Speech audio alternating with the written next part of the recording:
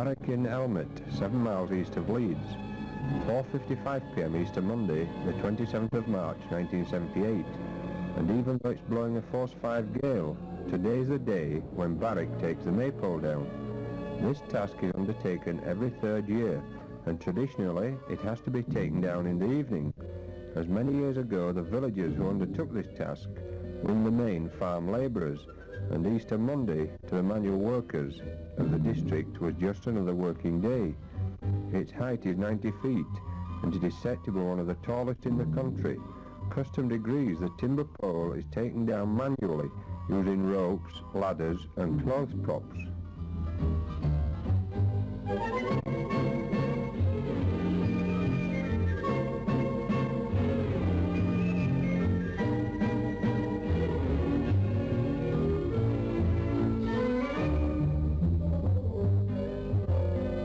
The selected pole climber this year is a Scotsman by the name of Arthur Nichols, chosen by the Maypole Committee, who are publicly elected every 3rd year.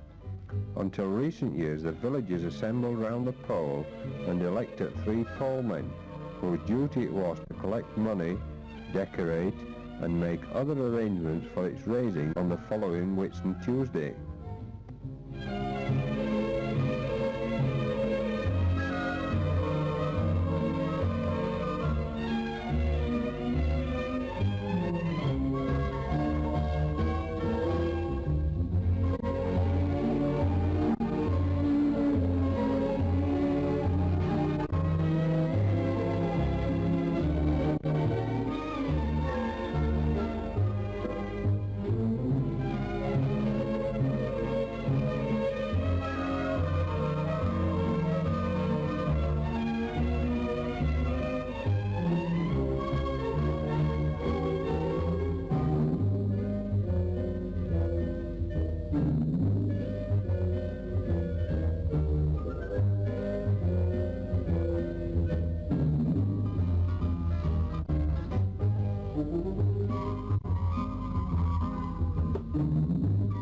A collection is taken on this occasion, but all proceeds go directly to the pole climber, whose job it is to secure the 5 ropes that are required to enable the pole to be lowered gently to the ground.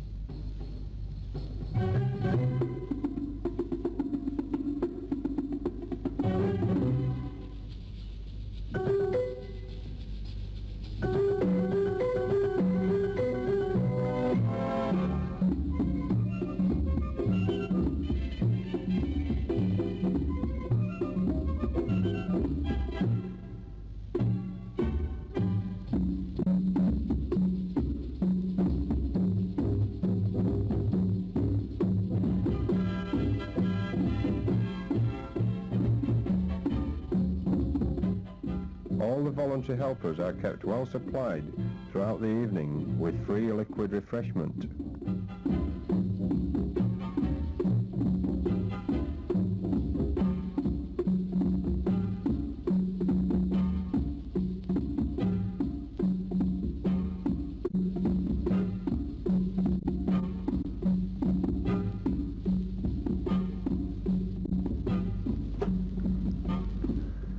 Mr. Shin, one of the elected Maypole Committee, instructs the rope volunteers, explaining to them that once the weight of the pole has been taken by the ladders, he would like them to transfer their help to the 3 remaining ropes, and such is their enthusiasm, the smaller ones are in danger of being trampled underfoot.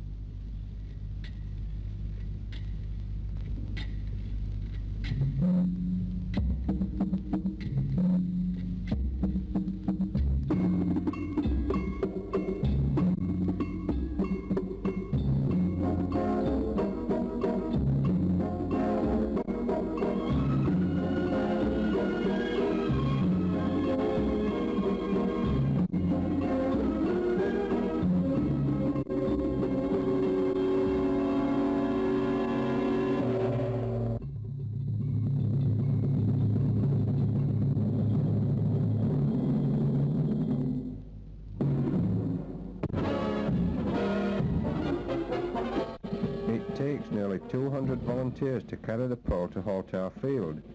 When you think that the majority of the people carrying the pole only came to watch it being lowered and finished up doing the job, I think the Maypole Committee could have taught the Egyptians a thing or two. When the Egyptians were building the pyramids, they used whips on the slaves, but today not one whip was in evidence, just gentle, subtle persuasion by the old hands at the job. I don't suppose the committee had time to explain to the volunteers that the Maypole is a pagan fertility symbol, its traditional colouring of white representing May, and red spirals representing blood and the renewal of life.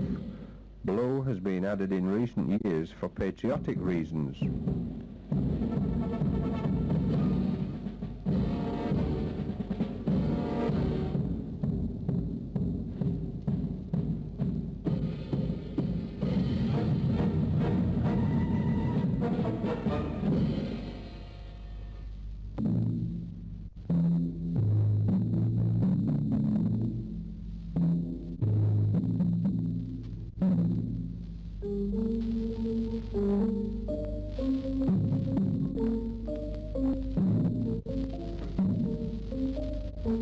Tuesday, the 30th of May 1978 in Halltower Field, the traditional day for the erection of the Maypole, resplendent in its new coat of paint.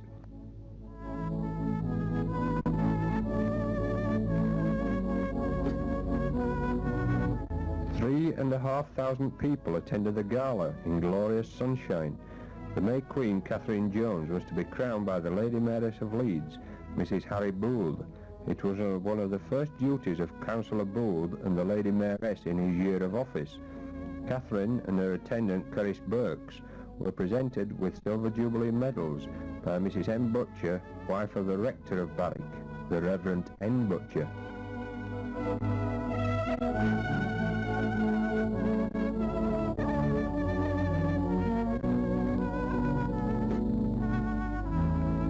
Meanwhile, back in the village, the crowd gathered for the 6 p.m. erection. No doubt many of them attracted by the 3 village pubs who stay open all day. The hole that holds the pole is cut out of solid rock.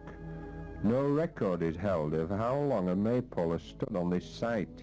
It is definitely longer than living memory, probably as far back as pagan times. Back in Halltower Field, prizes are awarded to the jazz bands who have competed in the afternoon events.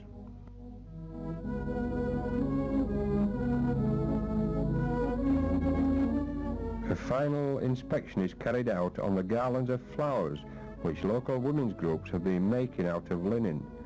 It has been said that the 4 garlands owe their origin to King Edwin's tuffer, a global tufted standards made of feathers of various colours fixed on the end of a long pole, and that the ceremony is a survival of Edwin's rejoicing when he conquered Elmet. 10,000 people came to Barwick on this day, not only to see the maypole erected, but on the promise of a free pint to carry it from its resting place and to help in the erection.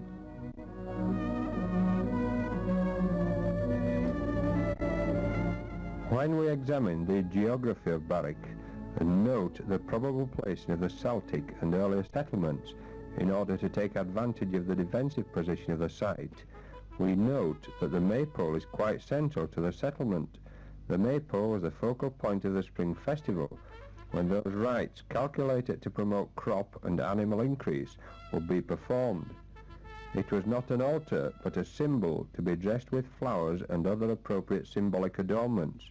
The 3-year cycle of removal is probably a very practical need to examine the 2 trees the pole is constructed from, and if necessary, replace them.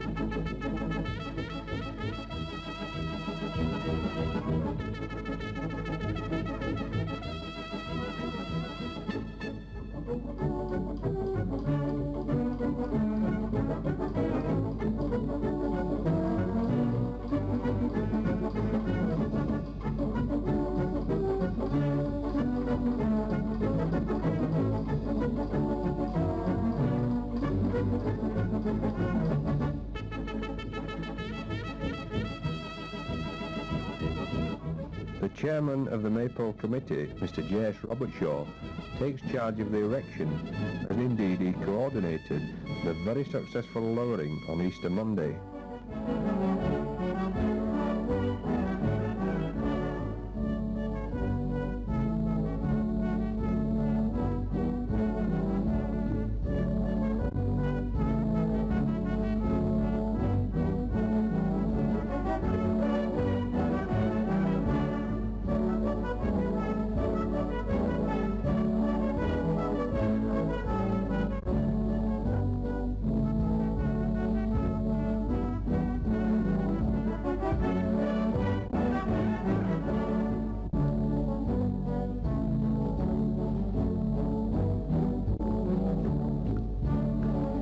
The Maypole drops into its resting place for the next 3 years, and the relief of the crowd is plain to see. As you will probably realise, it's very hard work erecting this 2-ton monster by hand, and in this day of mechanisation, the organisers are to be congratulated on their enterprise. It would be so easy to hire a large crane to remove and erect the Maypole, but the fact that tradition is maintained and the ceremony follows as near as possible the original format is nothing short of miraculous.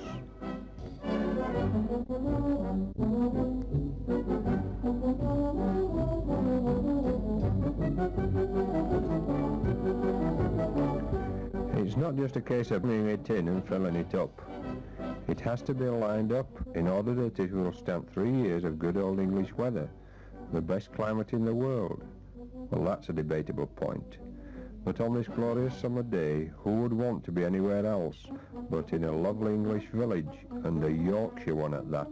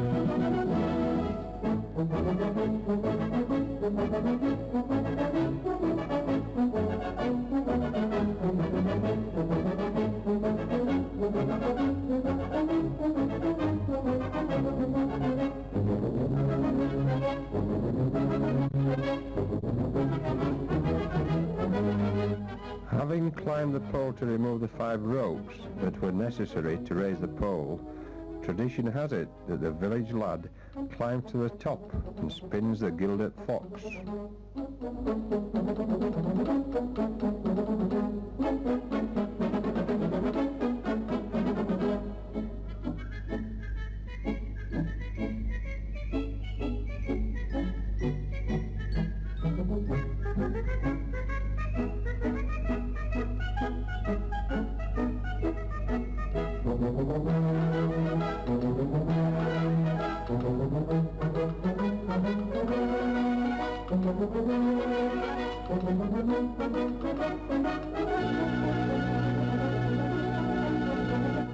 Arthur is helped from the pole by the eager hands of the committee. The fact that he is down safe takes a tremendous weight from their shoulders. The Morris dancers show the delight of the village with a celebration dance. See you all in Barwick in 1981?